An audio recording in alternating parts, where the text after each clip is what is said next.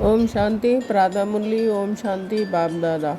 8-10-2024 के परमात्मा मधुर महावाक्य। मीठे बच्चे, बुद्धि को रिफाइंड बनाना है तो एक बाप की याद में रहो। याद से ही आत्मा स्वच्छ बनती जाएगी।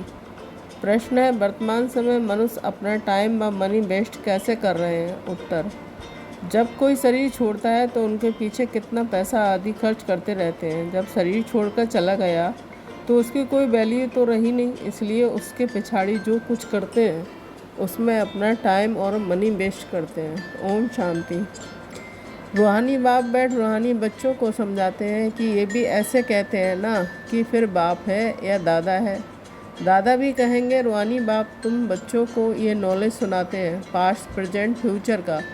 वास्तव में सतयुग से लेकर त्रेता अंत तक क्या हुआ, ये है मुख्य बात। बाकी द्वापर कलयुग में कौन कौन आए हैं, क्या हुआ, उनकी हिस्ट्री ज्योग्राफी तो बहुत है। सतयुग त्रेता की कोई हिस्ट्री ज्योग्राफी है नहीं, और तो सबकी हिस्ट्री ज्योग्राफी है। बाकी देवी देवताओं को लाखों वर्ष पहले ले गए हैं।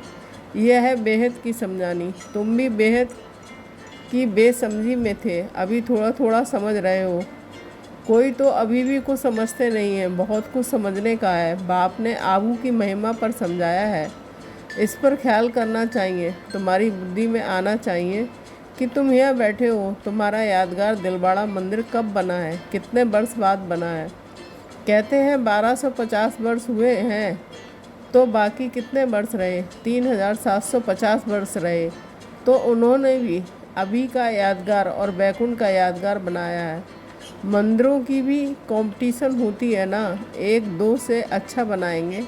अभी तो पैसा ही कहाँ है जो बनावे, पैसा तो बहुत था। तो सोमनाथ का मंदिर कितना बड़ा बनाया है, अभी तो बना ना सके। भल आगरे आदि में बनाते रहते हैं, परंतु वह सब है फालतू। मनुष्य तो अंधेरे में है ना, जब तक बनावे तब तक विनाश भी आ जाएगा। ये बातें कोई भी नहीं जानते हैं, तोड़ते और बनाते रहते हैं। पैसे मुफ्त में आते रहते हैं, सब वेस्ट होता रहता है। Waste of time, waste of money, waste of energy.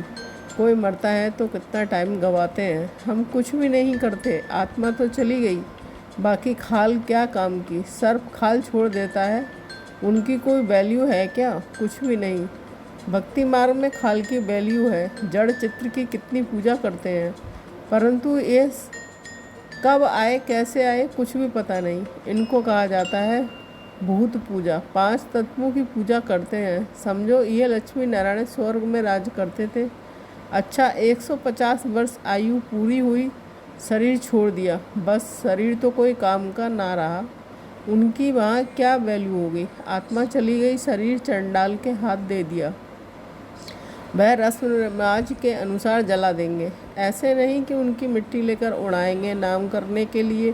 कुछ भी नहीं। यहाँ तो कितना करते हैं, ब्राह्मण खिलाते हैं, ये करते हैं, वहाँ पर कुछ होता नहीं है। खाल तो कोई काम की नहीं रही, खाल को जला देते हैं। बाकी चित्र रहते हैं, सो भी एक्यूरेट चित्र मिल ना सके। ये आदि देव की पत्थर की मूर्ति एक्यूरेट थोड़ी है। पूजा जब शुरू की है तब के पत्थर की है, असूल जो था वह तो जलकर ख़त्म हुआ है ना।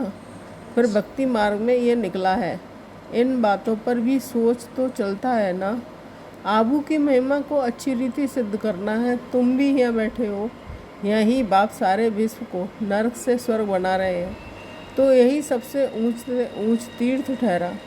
अभी इतनी भावना नहीं है, सिर्फ एक शिव में भावना है। कहाँ भी जाओ शिव का मंदिर जरूर होगा। अमरनाथ में भी शिव का ही है।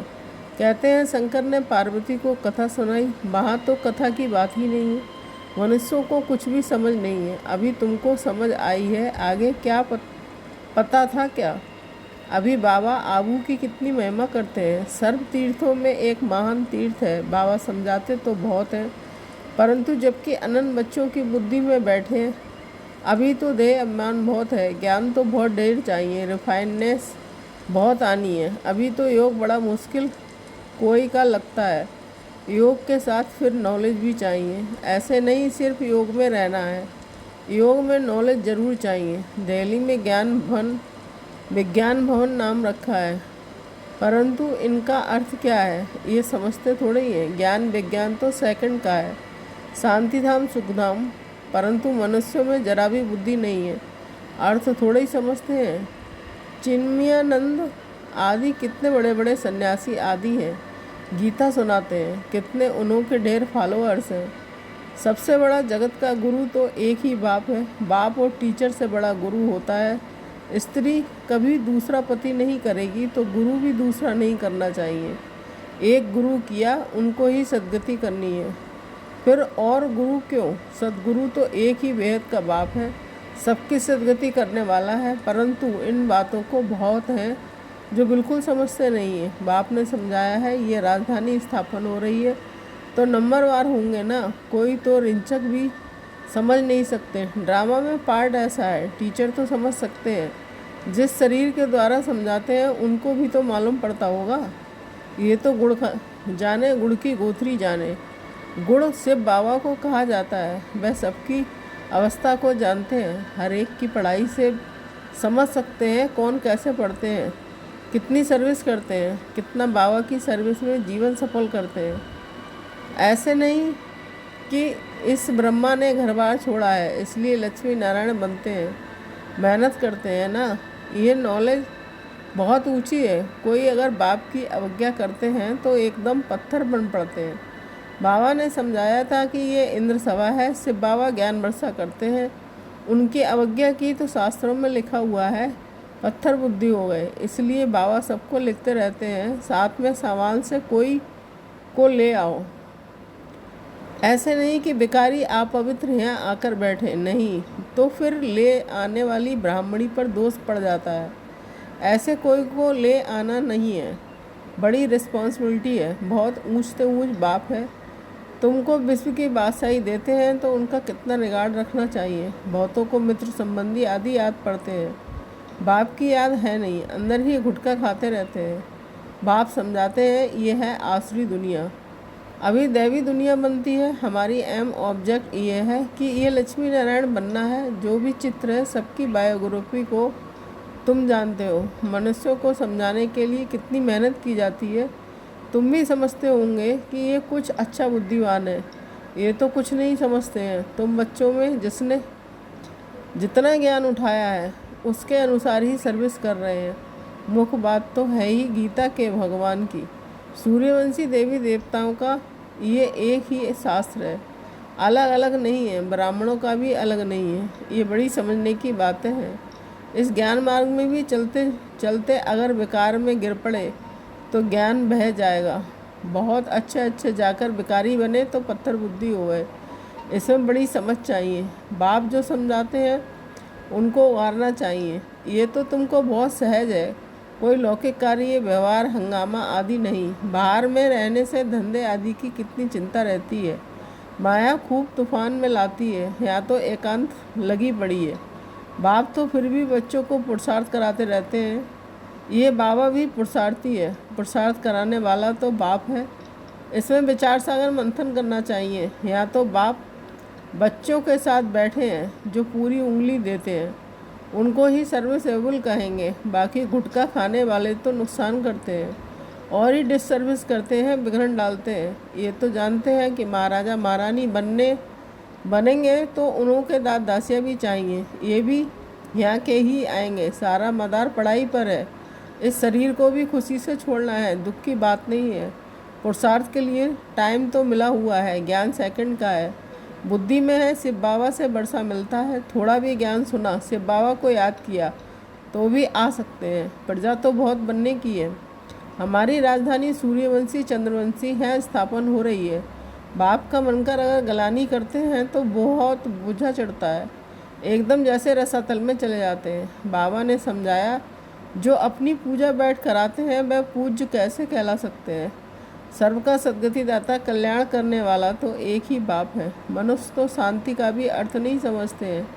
हठयोग से प्राणायाम आदि चढ़ाना उसको ही शांति समझते हैं। उसमें भी बहुत मेहनत लगती है, कोई की ब्रेन खराब हो जाती है। प्राप्ति कुछ भी नहीं है, वह है अल्पकाल की शांति। जैसे सुख को अल्पकाल कागविष्ठा समान कहते हैं, वैसे वह शांति भी कागविष्ठा के समान है। वह है ही अल्पकाल के लिए। बाप तो 21 जन्मों के लिए तुमको सुख शांति दोनों देते हैं। कोई तो शांति धाम में पिछाड़ी तक रहते होंगे, जिनका पार्ट है कि वह इतना सुख थोड़े ही देख सकेंगे। वहाँ भी नंबरवार मतरबे तो होंगे ना, भल दासियाँ होंगे, परंतु अंदर थोड़े ही घुस सकेंगे, श्री कृष्ण को भी देख ना सके। सबके अलग अलग महल होंगे ना, कोई टाइम होगा देखने का। जैसे देखो पोप आता है तो उनका दर्शन करने के लिए कितने लोग जाते हैं, ऐसे बहुत निकलेंगे जिनका बहुत प्रभाव होगा। लाखों मनुष्य जाएंगे दर्शन करने के लिए। यहाँ शिव बाबा का दर्शन कैसे होगा ये तो समझने की बात है। अब दुनिया को कैसे पता पड़े कि ये सबसे ऊंच तीर्थ है, देलवाड़ा जैसा मंदिर शायद आसपास और भी हो, वह भी जाकर देखना चाहिए कैसे बना हुआ है। उनको ज्ञान देने की भी दरकार नहीं है, वह फिर तुमको ज्ञान देने लग जाएंगे। राय देते हैं ना कि ये करना चाहिए, ये करना चाहिए, ये तो जानते नहीं कि इनको पढ़ाने वाला कौन है। एक एक को समझाने में मेहनत लगती है।